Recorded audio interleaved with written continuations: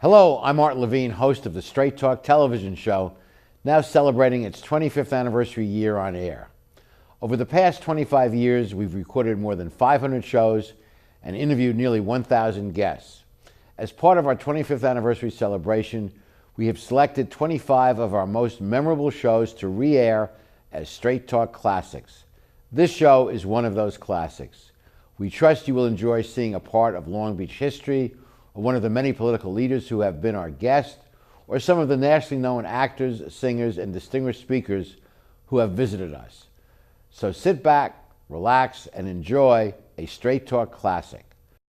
The Straight Talk Classic series is brought to you through the generous support of SCAN, celebrating 40 years of keeping seniors healthy and independent.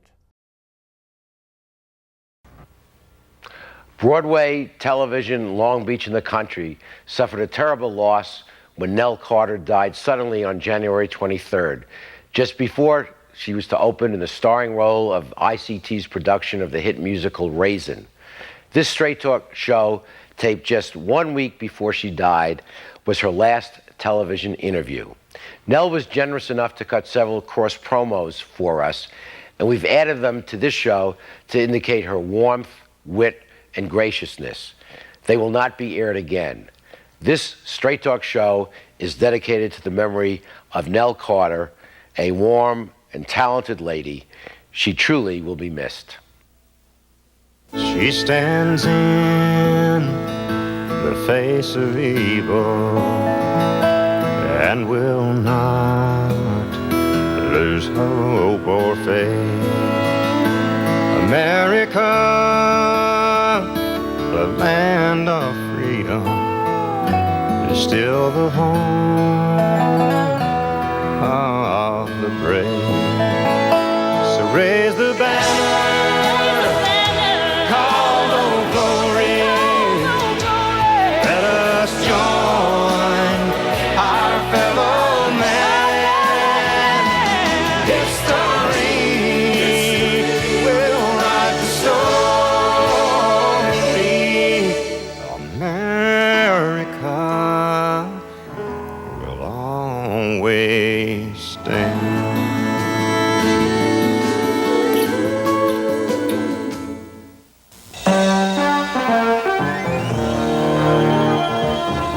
Join us for tonight's edition of Straight Talk. And now your host, Art Levine. Good evening and welcome to Straight Talk. We're delighted you're joining us tonight for our Black History Month celebration. We're very honored to have as our guest for tonight's show a real legend of the stage and television, the one and only, the incomparable Nell Carter. Nell, welcome to Straight Talk. Thank you so much. What a moving opening. Isn't it? Just such, I feel so patriotic. And to have Randy singing, he's such a nice man. And you lived in New York, I know, for part of your life. Yeah, I lived there quite a lot, and I'm one of those people that has not been able to go back. Well, you're out in LA now, Nell, Yeah. and we're so thrilled that you will be starring in the International City Theater's production of Raisin this February. What brought you to Long Beach and to the ICT? Well, actually, I saw a play here a while ago, several years ago, and I liked the theater, and I felt a little envious. Then I came back, and I saw Jody Benson perform, and I wanted to just pull her by the hair and take her off the stage and let me go up there. I just wanted it so badly.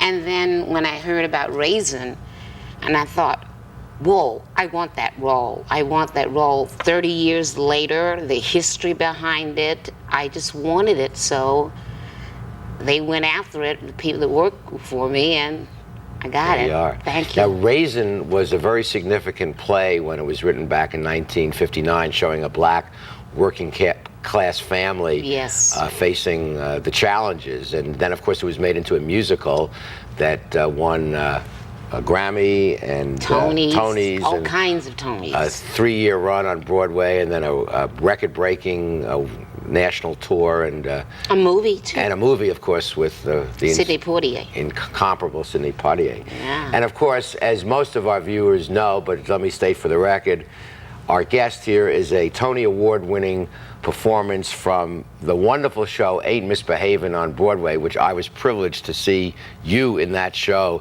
back in 1978, I think it was. I wasn't even born then. You're so young. My God, that was 20 years ago, and you won a Tony, and you look like a teenager today. It's 30 years ago. I wish. It was all makeup. Ah, well. Yeah. Whatever, but that was a wonderful show, and you will be singing in Raisin, of course. Yes, this is the musical version. What we are doing is,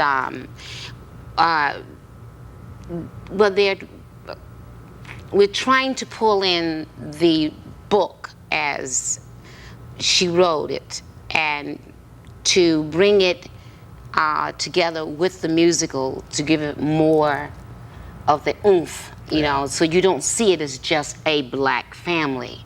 You get to see that this could be any family that is doing, you know, the oppression of what a man goes through to become the man.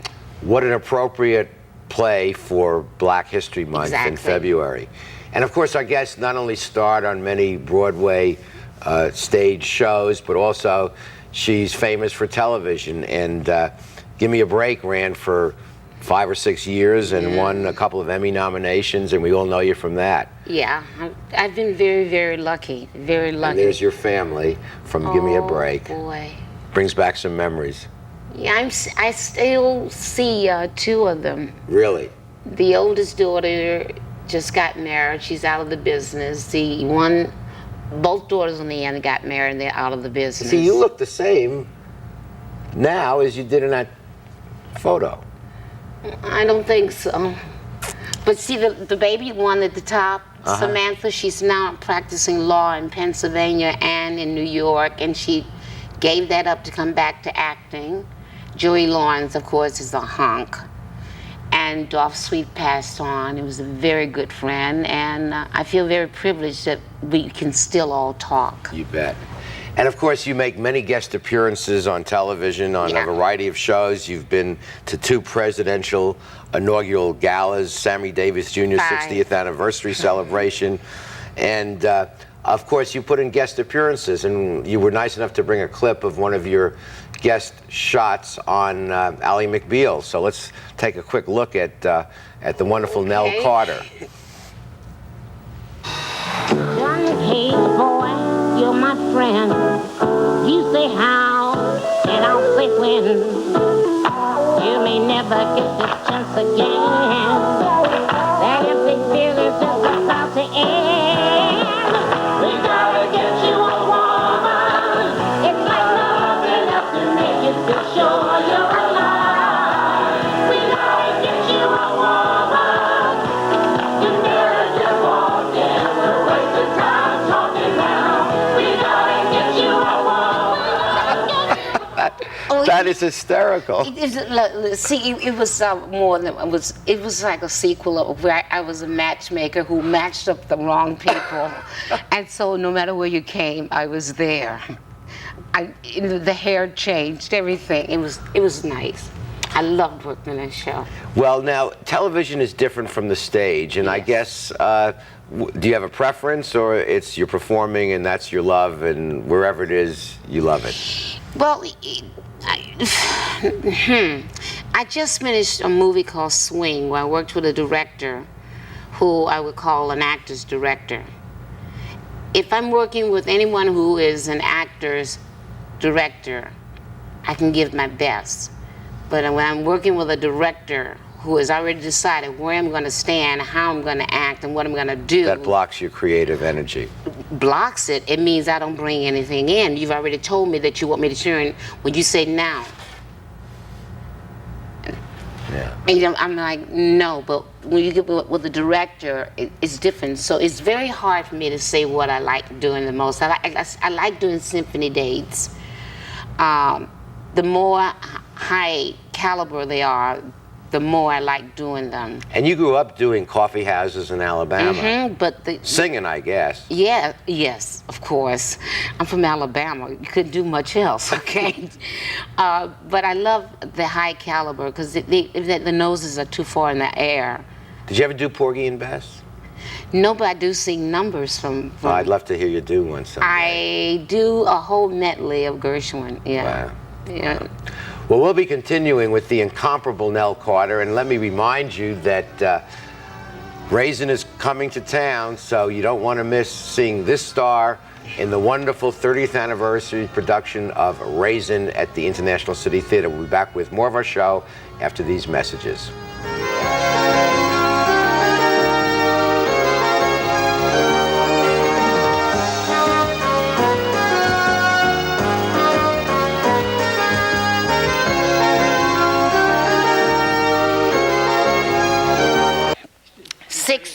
At 6:30 Wednesdays and Thursdays, correct, Art? Wednesdays and Thursdays at 6:30 on Channel 3. You're looking at his camera. Hi. Stand by. 5, 4, 3. Hi, I'm Nell Carter, and I'm begging you to please watch Art Levine on Tuesdays and Thursdays at 6:30 on Channel 3. I have to tell you, I have done many shows, but I've never met a man, a Jewish white man who knew more about black history than I do. Now, everybody's gone home. I'm still sitting here because I'm ashamed. But you want to know something? I think he's black. Trust me. That's good. Only problem was it's at Tuesdays instead of Wednesdays. One more time. Wednesdays and Thursdays. Try it, it's okay. Wednesdays and Thursdays? 6:30. Wednesdays and Thursdays. Stand by. Okay. We're still rolling. 5, 4, 3. Hi, I'm Nell Carter, and I'm begging you to please watch Art Levine on Thursdays and Fridays at 6:30 on Channel 3.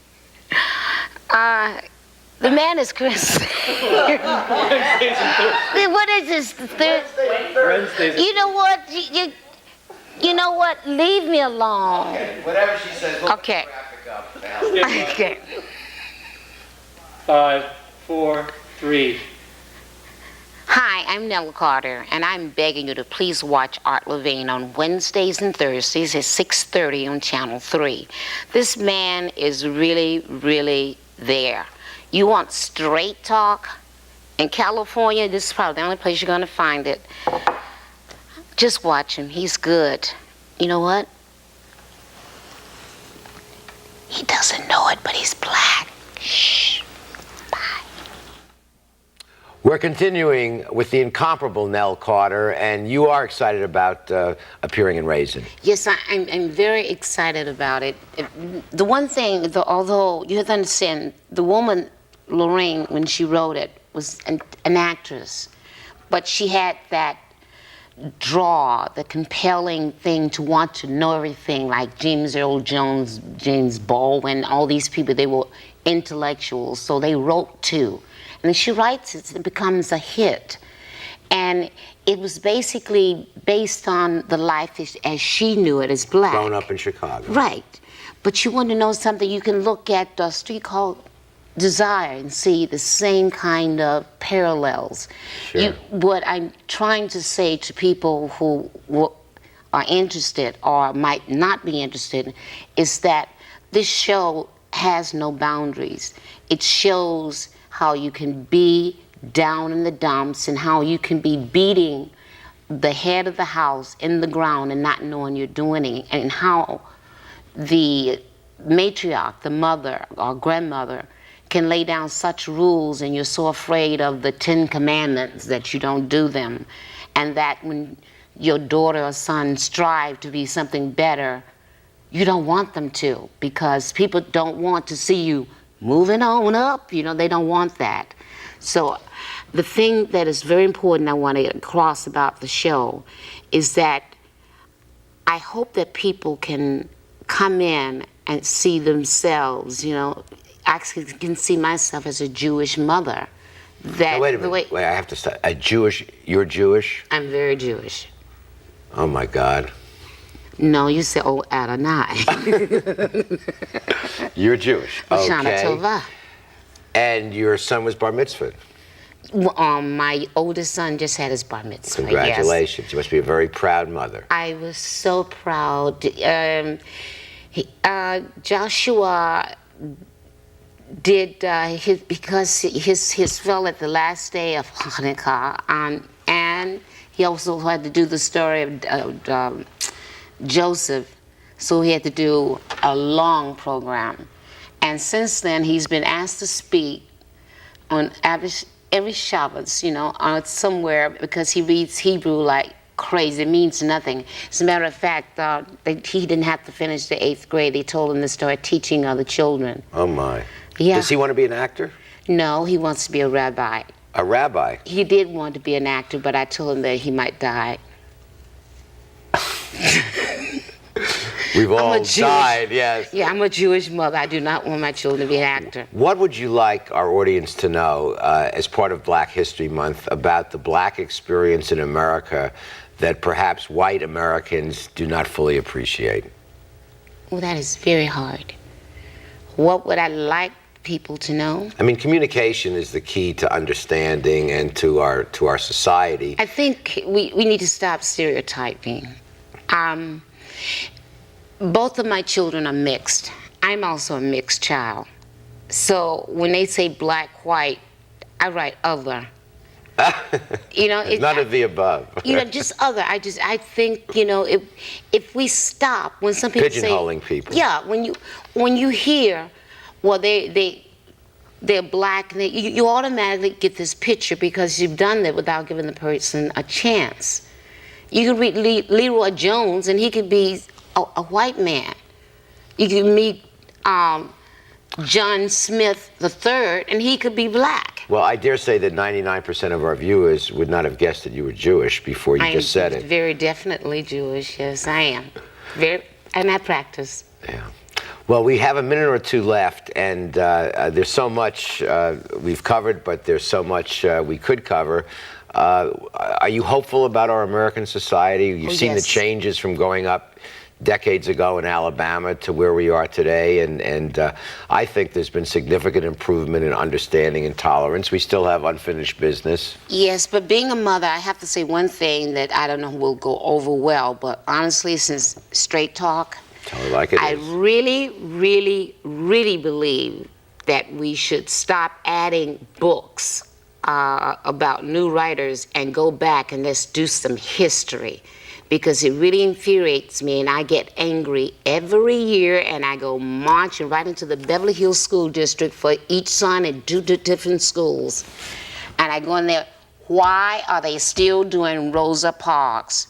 We have so many, we have Colin Powell, we have all these other people. Why don't you give them a list with their names on it? Yeah. And it is significant that in a Republican administration, 2 of the highest ranking officials are black Americans, Colin Powell, the Secretary of State, and the National Security Advisor. So you've come a long way, baby, as they say. Let them know that we had black astronauts. People don't talk about white. They don't talk about him. They don't talk about the female. Yes. Well, we are at the end of our time together, my dear, but thank you for being on our show. Thank you for your talent and what you've contributed to the stage and the screen and TV, and thank you for coming to Long Beach. Thank you for your kind heart.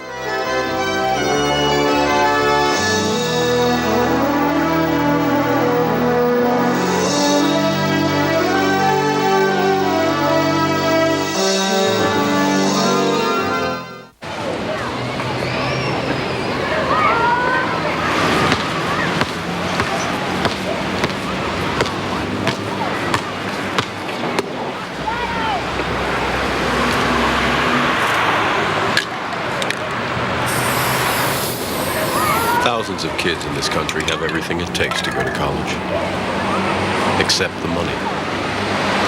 The United Negro College Fund. A mind is a terrible thing to waste.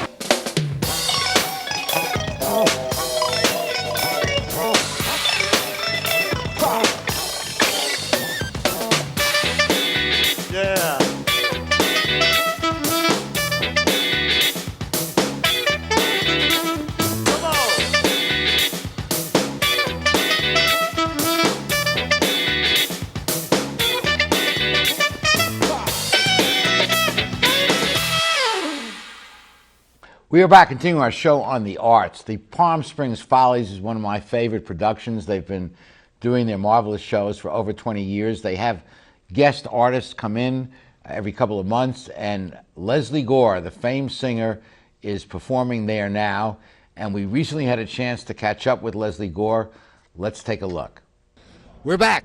I'm standing in front of the historic Plaza Theater, home of the fabulous Palm Springs Follies.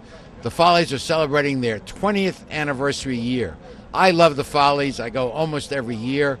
We're here to interview the legendary Lesley Gore. The show's about to begin, so let's go inside.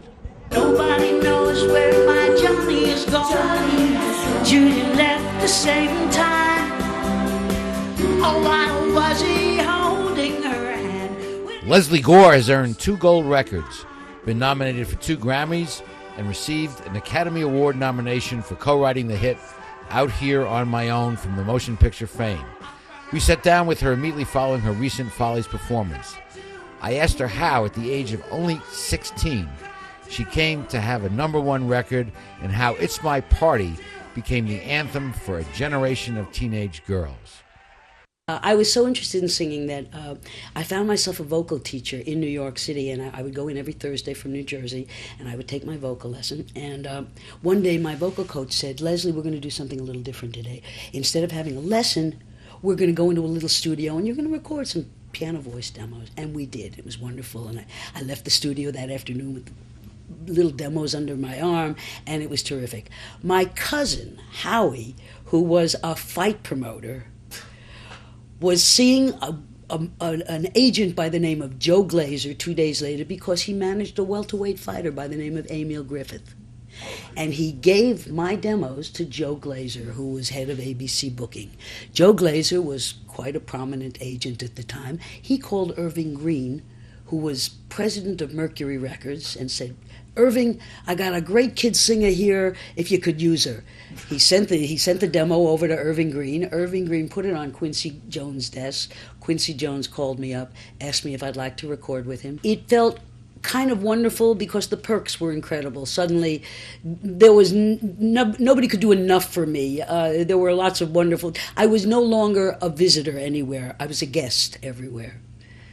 So when a disc jockey said, Lesley Gore from Tenafly, all of a sudden kids would get in a car and come to Tenafly. It wasn't very difficult when you came to Tenafly to ask, "Where does Lesley Gore live?" "Oh, she lives up there on the hill. I think it's 42 or 41. You have people going by here Constantly. We would wake up in the morning, they'd be camping on the front lawn. It was a very, very different time. At 16, I may have been a kid and I might not have known a whole lot, but I did sense that this was a very fickle business.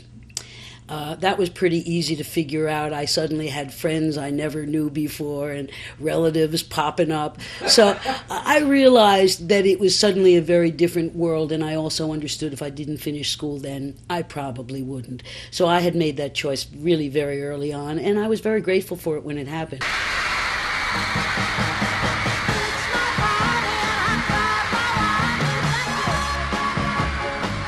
Gore headlined the celebrated 1964 concert film The Tammy Show, which was considered one of the best rock and roll movies ever made. It also featured such stars as James Brown, Chuck Berry, the Rolling Stones, and the Supremes. So I asked her what her recollections were of that experience. That just got released this year for the first time to the public, and it's selling like crazy. It was a wonderful event. In fact, some of the people that I met on that show, I met really for the first time in show business, and it was quite a learning experience for me. I managed to find myself a spot in the wings and just watch some of the greatest performers in the world on that stage. Her fans are loyal. You see them waiting after the show to meet her and have their photos taken. She told me why she thinks her fan base is still so strong nearly 50 years later. Well, it's the music that we share. There's something about this music that you hear when you're 15 to 18. It somehow just sticks with you. It's like Velcro. Yeah. I know my parents grew up to the big bands. That's what they love the most. We grew up to this. This is somehow what we cling to. And it's proven that this is the music we're always going to relate to. So there's something, whenever I speak to somebody out of this audience, they can tell me where they were the first time they heard "It's My Party." It's like knowing it's like knowing when you met your best friend. It's such a wonderful bond among people, and I share that with so many people. It's a very joyous, wonderful experience. Don't try to change me anyway. You don't own me. Don't tie me down 'cause I never stay. Her hit, You Don't Own Me, was hailed as the first proto-feminist anthem of the 60s. She told me how the song came about. You know, interestingly enough, when I first heard that song, I didn't think of it as a song that women should sing to guys. I thought of it as a song that anyone could sing to another significant other. So I could easily see a guy singing that to a girl. So I thought of it more as a humanist song. Then, as the song developed and some of the women's groups started adopting it for their causes. But the song itself is neutral in a sense. It is. A girl or a guy could sing it. I feel as though I was tremendously lucky to have been the one to have found it and created that song, because I think it's a little bit more of an important song than "It's My Party." Where did you get, if I could use the word chutzpah, Chutzpah. to get out there in front of thousands, hundreds of thousands of people and do it? Where do you find that? Ralph Waldo Emerson said one thing that I read at a very young age, and it's pretty much my philosophy of life. If you're afraid, do it. That's really been my philosophy through life. If I'm scared of something, I need to face it and do it, so I'm not scared of it. Here comes the judge. Here comes the judge.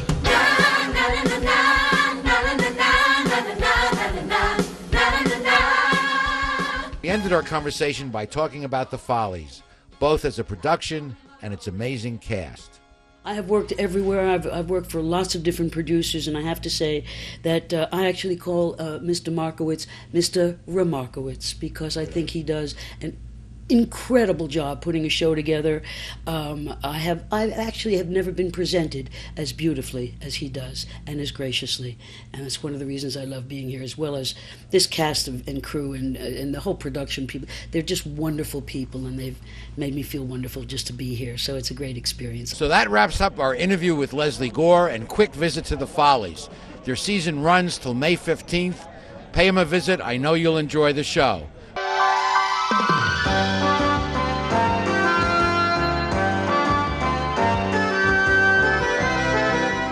This Straight Talk Classic show has been brought to you through the generous support of SCAN, celebrating 40 years of keeping seniors healthy and independent.